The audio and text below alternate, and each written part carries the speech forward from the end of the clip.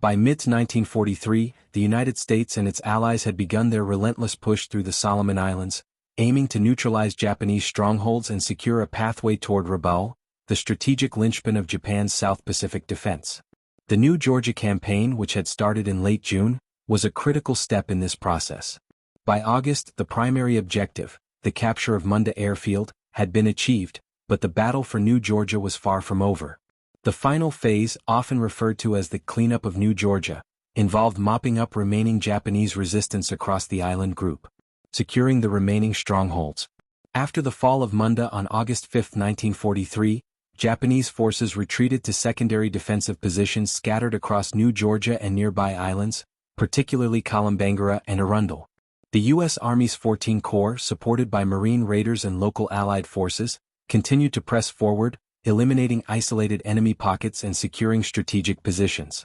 One of the key locations was Bairoko Harbor, a well-defended Japanese base on the northern coast of New Georgia.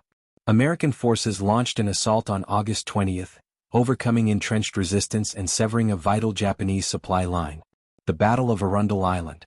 As part of the final efforts to clear the area, U.S. forces moved to Arundel Island, a small but strategic location west of New Georgia. From late August to early September 1943, American troops engaged in brutal jungle warfare against well-dug-in Japanese defenders. Heavy casualties were sustained on both sides, but by September 21, 1943, the island was under Allied control. The Japanese withdrawal from Kalimbangara. Meanwhile, Japanese forces on Kalimbangara realized that their position was untenable. Instead of engaging in a prolonged and costly battle, they executed a mass evacuation between September 23 and early October, using barges and destroyers to withdraw their remaining troops to Bougainville. This marked the end of the New Georgia campaign. Aftermath and significance.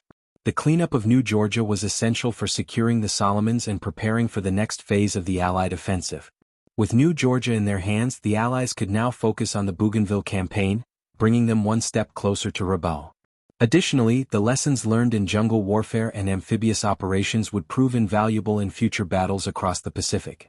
The campaign demonstrated the effectiveness of coordinated land, sea, and air operations, and it dealt another significant blow to Japanese defensive capabilities. The war in the Pacific was far from over, but with each victory the Allies tightened their grip on Japan's empire.